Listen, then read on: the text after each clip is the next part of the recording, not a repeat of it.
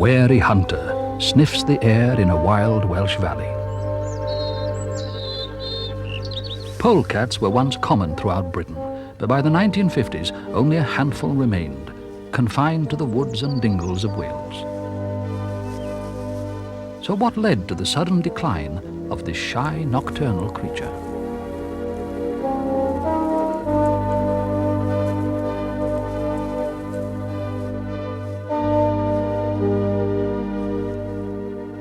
Polecats are opportunists and often feed on roadside carrion.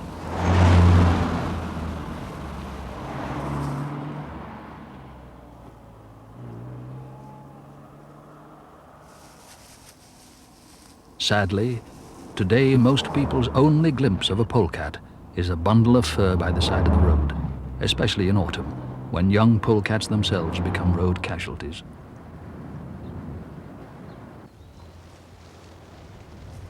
Polecats belong to the weasel family and are among Britain's oldest native mammals. They have always been persecuted by man. Yet it is a different story for a close relation, the domesticated ferret. The ferret is a polecat in a white coat, bred by man from wild polecats since Roman times to flush rabbits from their burrows. Ferreting is still a popular country sport, and these ferocious little animals are greatly admired by their masters.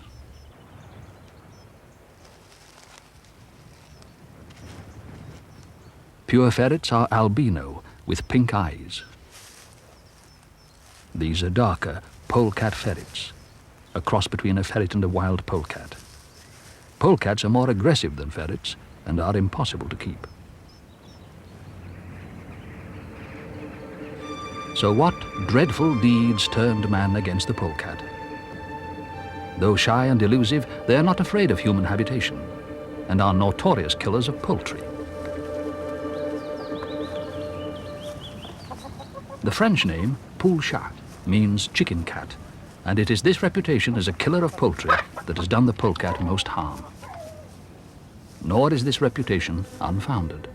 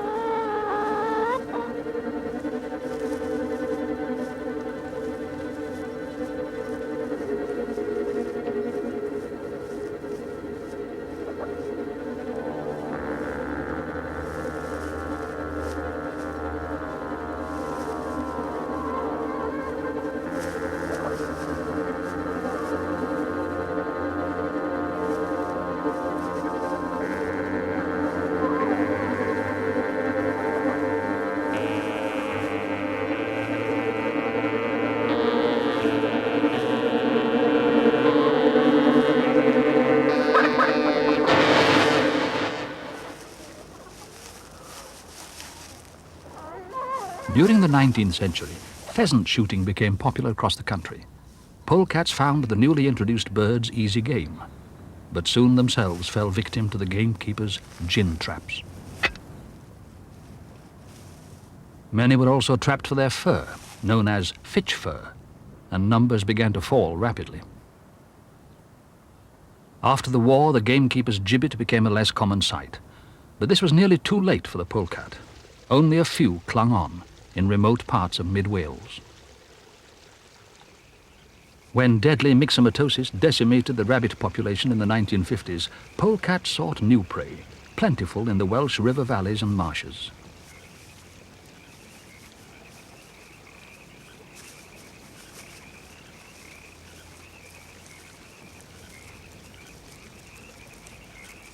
They have been known to paralyze frogs by skillfully breaking their backs. This allows them to keep a stock of fresh frogs for the winter months. Polecats prefer to hunt by night, but they have a keen nose for carrion at any time. In some parts of Wales, farmers string up dead crows to frighten others away, the original scarecrow. A warning ignored by this determined polecat. Powerful jaws enable it to use its full weight to drag its prize away.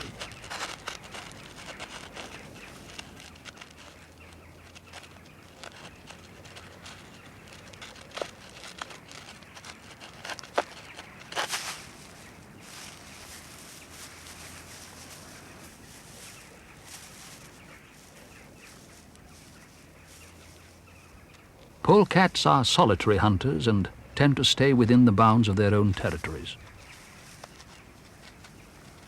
The only time they actively seek out another of their kind is during the breeding season. Female polecats come into heat towards the start of April. Most polecats are able to breed once they are a year old. This male senses that a female in breeding condition has crossed his territory.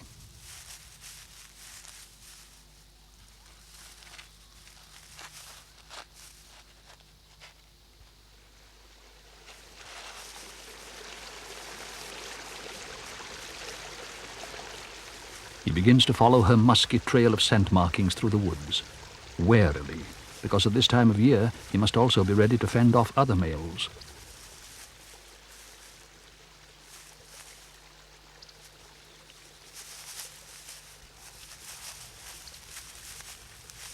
One by one, the scent messengers lure him on. He sees well at night, but mainly he's led by the nose.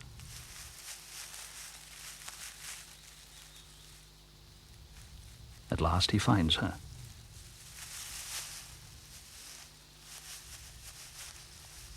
The rough wooing that follows is typical polecat behavior and causes the female to ovulate prior to mating.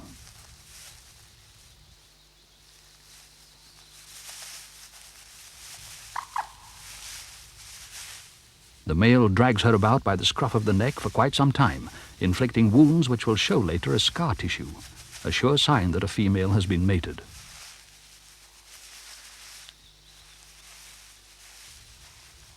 It looks more like rape than seduction. Mating can take over an hour.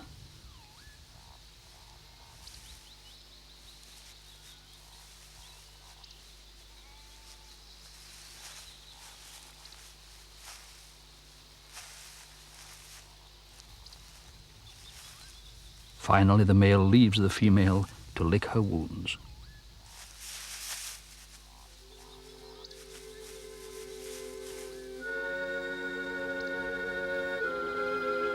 It will be 6 weeks before the female gives birth, in midsummer. Her mate will play no further part in the rearing of his offspring. During the next few weeks, the female spends most of her time hunting. She must put on weight in preparation for the confinement ahead.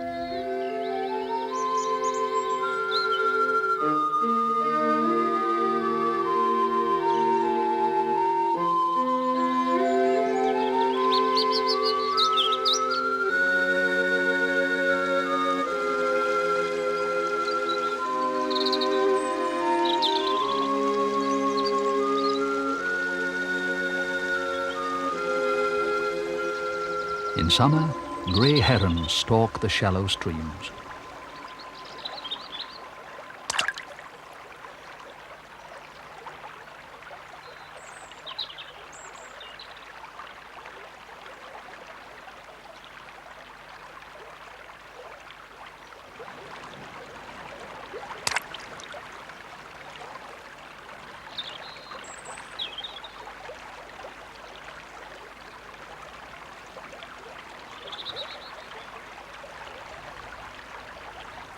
With fish so plentiful, it's surprising that this relative of the otter ignores the river's bounty.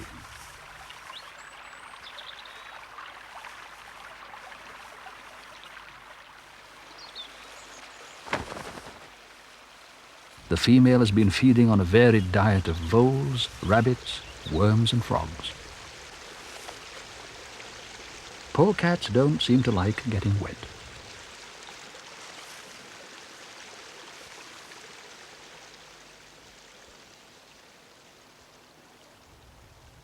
By now, the female has found a suitable place to raise her young.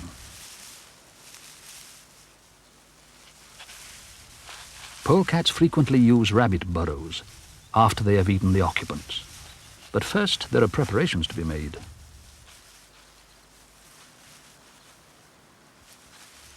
She carefully packs the hollow with dead leaves and bracken to form a snug nest.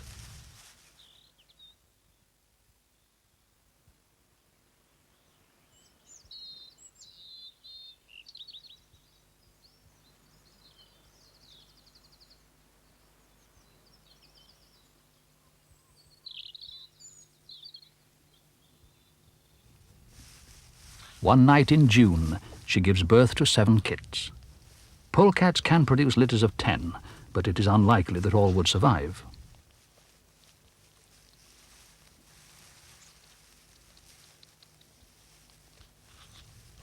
At first, the young are blind and covered with silky white hair.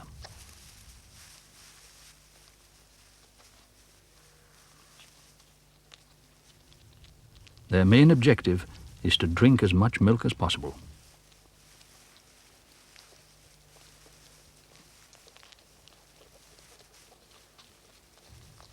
It's now clear why the female put on weight earlier in the spring. There is no time to go hunting. During the kit's first few weeks of life, she suckles the litter almost continuously.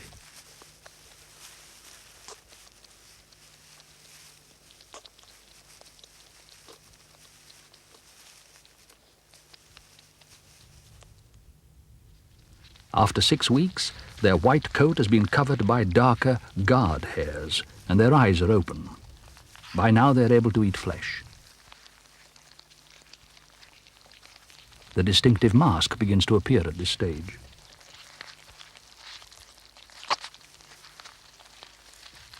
Managing a handful of kits like this is a full-time business.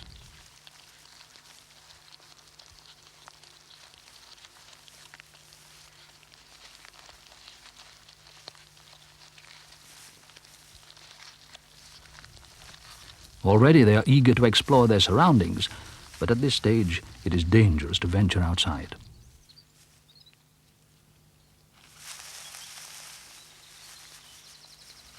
Their mother always blocks up the entrance with leaves before she goes hunting, to keep predators such as foxes and buzzards at bay.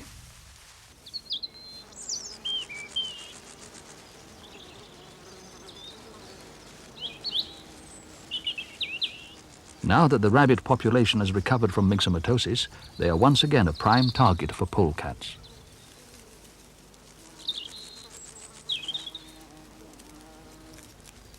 The mother polecat stalks the rabbits when they are feeding, soon after dawn.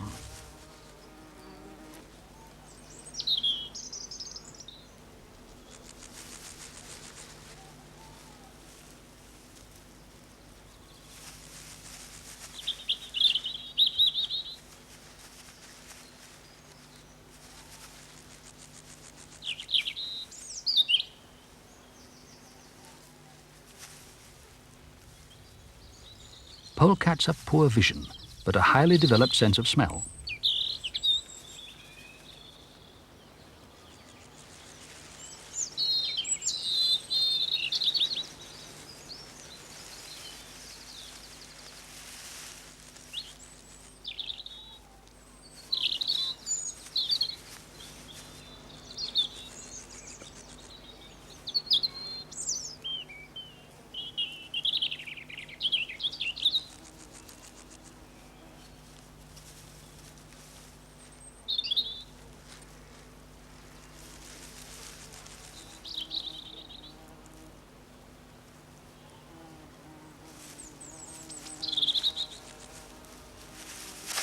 She attacks from behind, sinking her jaws into the rabbit's neck to deliver a swift, deadly bite.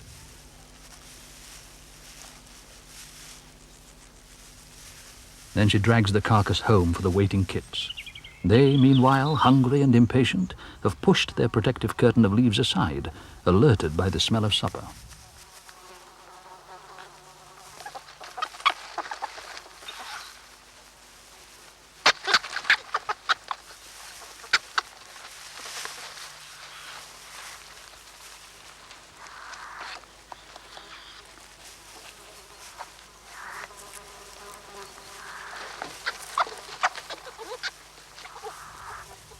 She will allow them to eat their fill before she satisfies her own hunger.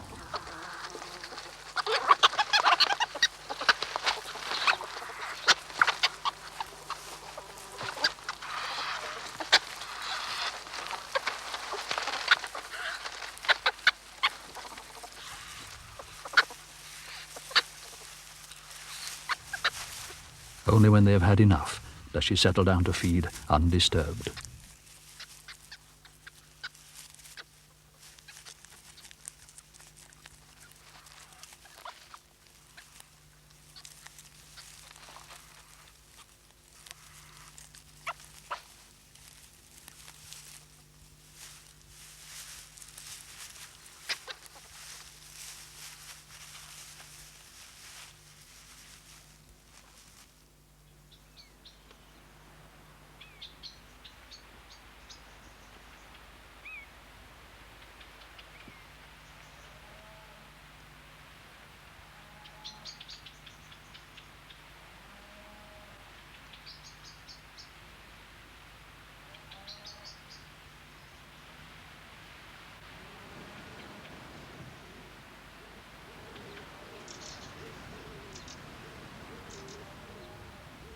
During autumn, it is not only the trees which change colour.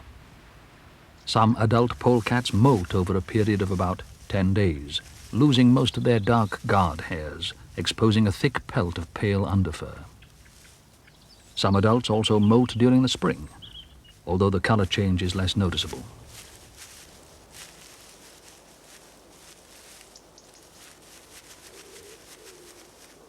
They mark their territories with a fetid smell that tells any other visiting polecat it is trespassing. The stink of a polecat's scent glands have earned it the title foul mart.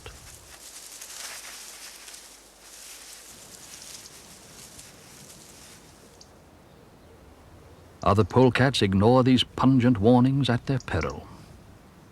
This unsuspecting youngster has crossed another's territory.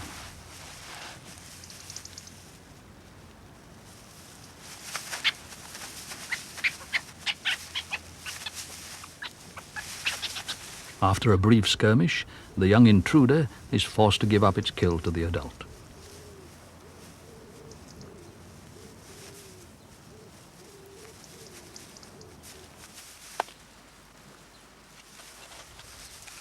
By now, the young polecats are 12 weeks old and are keen to explore.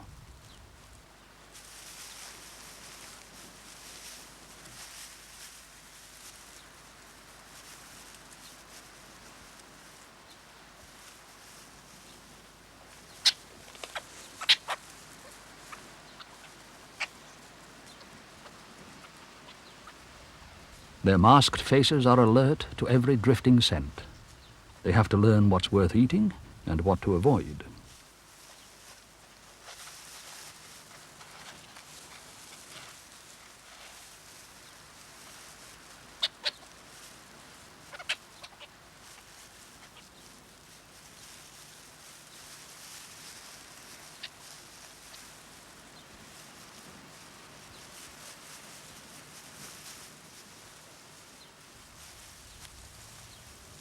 Following the shiny track of a slug brings a choice reward for an inquisitive youngster.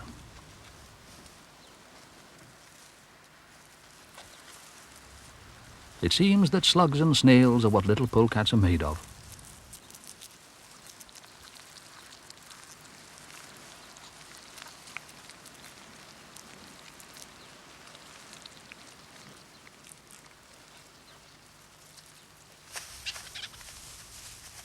But there is still much to learn. These are valuable weeks as they spend a great deal of time play fighting, refining the hunting skills they'll need for larger prey.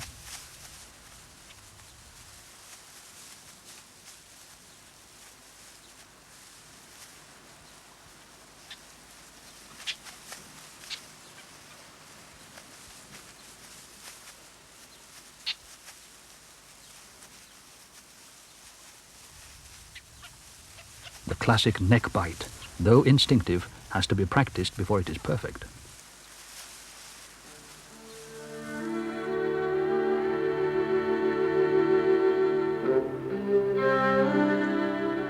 As the young polecats approach their first winter, they will need every ounce of skill for the solitary life ahead. Their mother stops feeding them. From now on, they're on their own.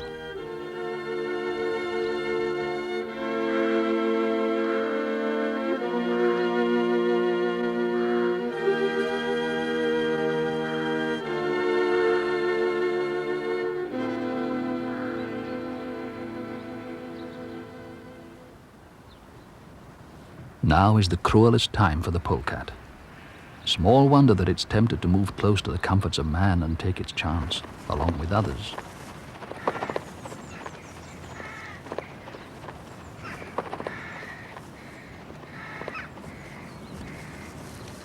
It's in these cold winter months that many inexperienced polecats die.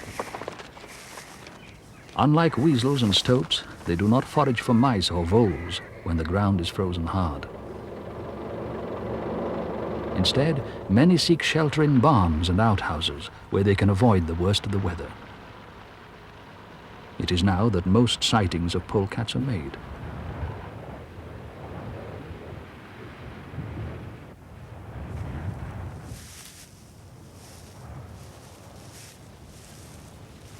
Often there is a bonus: wood mice. The mice have moved in to steal the farmer's grain. Now they'll become a meal for the polecat. Yet some farmers still regard polecats as vermin, even though they keep down rats and mice. The polecat starts to explore its new winter quarters.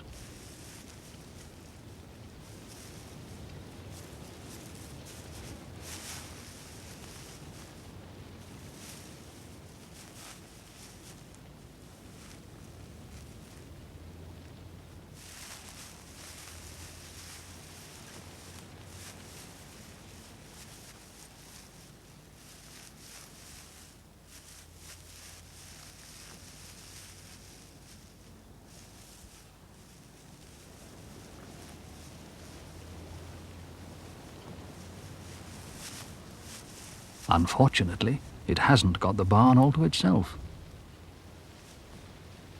Another hunter appears in the loft, the farmer's ferret, perhaps set to catch mice, or on an unofficial sortie from its cage.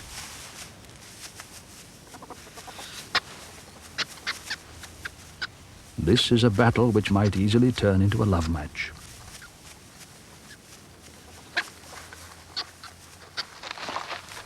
Under the skin, every domestic ferret is still a polecat and able to interbreed.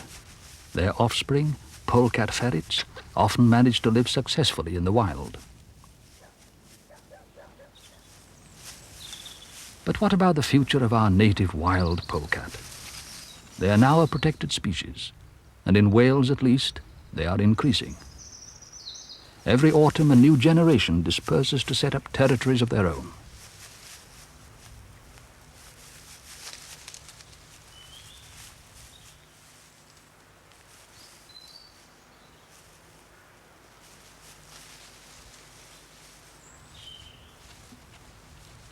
During the winter, many will starve.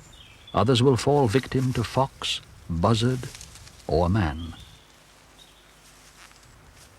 Yet every year the polecat's frontiers spread outwards from Wales, regaining ground it gave up long ago, until, in time, perhaps the polecat's musky odour will again become familiar throughout the British countryside.